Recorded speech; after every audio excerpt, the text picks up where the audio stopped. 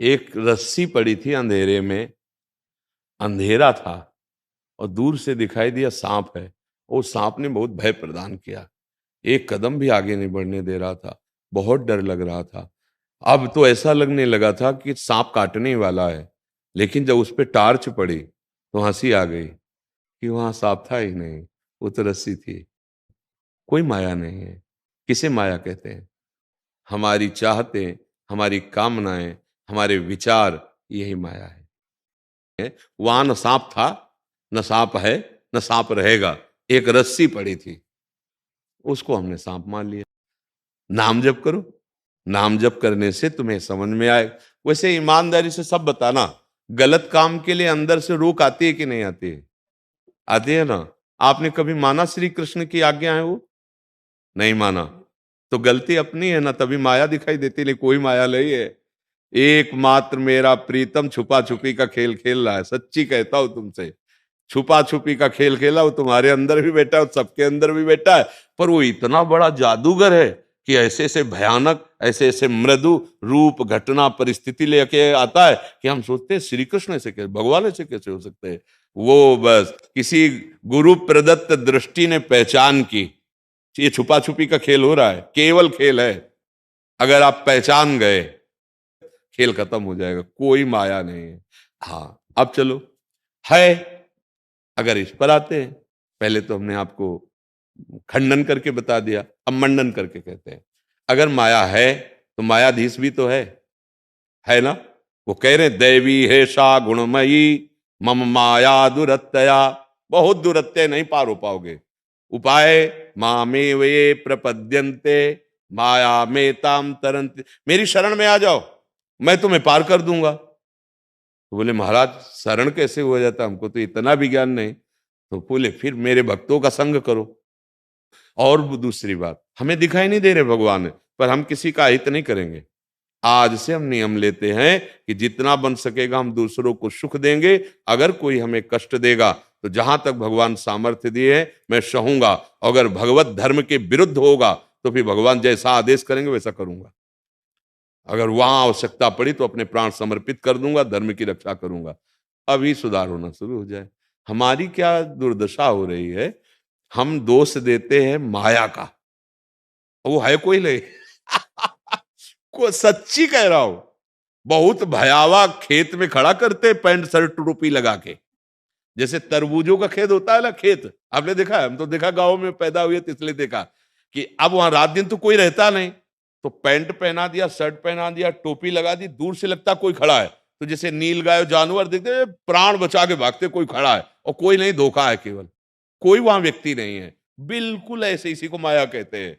जादूगरनी माया, स्वयं में उसकी सत्ता नहीं और सबको फांसे हुई है, और जो समझ गया तो कोई फांसी नहीं थी।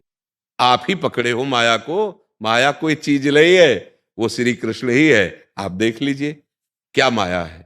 अगर आप सृष्टि चक्र से प्रकट होने से लेकर के देखिए तो एक भगवान से मूल प्रकृति, त्रिगुणात्मिका प्रकृति, महातत्व, अहंकार, त्रिगुणात्मिका अहंकार, उसी से संपूर्ण सृष्टि, और ये जो पंचभूत है ना, उसी त्रिगुणात्मिका माया से प्रकट। अब इनको उल्टा ले जाइए, वहीं पहुंच जाएंगे श्री कृष्ण में। श्री कृष्ण से प्रकट हुए हैं और श्री कृष्ण में ही समा जाएंगे, तो बीच में है कौन? वही है, उनसे और कुछ थोड़ी प्रकट हुआ है। माया का मतलब होता है जादू, हमारी आंखों का दोष। वो जादूगर हमारी आंखों को दोषित करके और विभिन्न रूपों में छुप गया और कहा हमें ढूंढ के दिखाओ। अब हमारी तो सामर्थ्य है नहीं, तो अब जो ढूंढ चुके हैं उन गुरु से मिलते हैं। महाराज कैसे ढूंढे? अब वो युक्ति बताते हैं, नाम जप करो, लीला गुण गायन करो। एक दिन कृपा होती है, इनसे पर्दा हटता है, तो खुले नेत्रों में जित देखूं तित श्याममयी है, वही दिखाई। अरे अब हम तुम्हें उपाय बताते हैं। भगवान की शरण में हो जाओ, बिना भोग लगाए भगवान को अर्पित किए कुछ पाओ मत। कुछ भी भगवान को अर्पित किए बिना मत खाओ, मत पियो, मत पहनो। अभी इसका, ये बाहरी क्रिया है, इसका परिणाम अंदर पहुंचना शुरू हो जाएगा। प्रसाद आपकी वृत्ति को पवित्र करने लगेगा। बहुत अच्छा मित्र है मन, सच्ची कहते हैं। ये जब तक भगवान से विमुख है तो दुर्गति करवा रहा। जिस दिन इसने नाम पकड़ा और जिस दिन इसने भगवान को पकड़ा, तो जैसे विषय नहीं छोड़ रहा ना, ऐसे भगवान को भी नहीं छोड़ेगा। प्रणाम है मन को, परमानंद में डुबो देता है। पर इसकी बस चाल यही है, बलवान है और अंधा है। जैसे अंधा आदमी हो ना, उसकी पकड़ बहुत मजबूत होती है। अब हमने पकड़ा दिया गंदी बातें, अब छुड़ा नहीं सकते इसको। अब चाहिए हमारे सहयोगी, क्योंकि बहुत बलवान है, तो सहयोगी गुरुदेव हैं। जब गुरु कृपा, मंत्र मूलम गुरु वाक्यम मोक्ष मूलम गुरु कृपा, जब वो कृपा करते तब समझ में आया दोष मन का नहीं है। हमने जहां मन लगाया, आप देख लो, 5 दिन आपने गंदा पे पिया शराब, अब बच नहीं सकते। अब वो मांगेगा, लाओ, अब कहोगे अब हम रह नहीं सकते इसके बिना। क्यों? क्योंकि आपने गंदा मार, अगर पहले कदम पे रोक देते, ना पकड़ाते, ना पकड़ता। चलो, अब सत्संग के शब्द गए, अब तुम बलवान बनो और उसको छोड़ो और इसको पकड़ाओ नाम। तो सच्ची कहते हैं, जब नाम पकड़ लेता है ना, तो चाहे जागृत हो, चाहे स्वप्न हो, चाहे सुषुप्ति हो, जैसे धड़कन रुक जाए तो मर जाए, ऐसे प्रेमी के हृदय से नाम नहीं छूटता। ये पंचभूत भी सच्चिदानंद भगवान की लीला है, केवल पंचभूत दिखाई दे रहे हैं, नहीं, ये सब भगवत स्वरूप हैं। जल भगवत स्वरूप, अग्नि भगवत स्वरूप, आकाश भगवत स्वरूप, पृथ्वी भगवत स्वरूप, वायु भगवत है ना। ये महान बलशाली वायु देवता इन्हीं से तो बना है। ये कोई निकृष्ट नहीं है। निकृष्ट तब जब भोगों में लगा दिया, अगर भगवान में लग जाए तो सब ब्रह्म स्वरूप हो जाता है, क्योंकि है मूल में ब्रह्म स्वरूप ही है। खूब नाम जप करो, भगवद अर्पित जीवन जियो। माया नाम की कोई वस्तु नहीं जो तुम्हें परास्त कर सके। ये देखना है कि जो गलत है, वो अंदर से जानकारी है कि गलत है, अब वो नहीं करना है। वो तुम इसीलिए नहीं रोक पाते कि नाम बल नहीं है। नाम बल बढ़ाओ, तुम रोक लोगे, जहां चाहोगे वहीं रोक लोगे मन को। पढ़ाई को भगवद अर्पित करते रहो। हमने ये कहा ना, जो कर्म हो, अब मान लो 1.5 घंटे पढ़े, तो पहले रुको, हे प्रभु, ये 1.5 घंटे का समय हम आपको अर्पित करते हैं, क्योंकि विद्या अध्ययन रूप हमको आपने सेवा दी है। और नाम जप कर, बीच बीच में जब कभी 1 सेकंड का अवसर मिले, नाम उच्चारण कर लो, राधा कृष्ण, फिर पढ़ रहे हैं, और बाद में पूरा कर्म समर्पित कर दो। ये भगवत प्राप्ति करा देगा।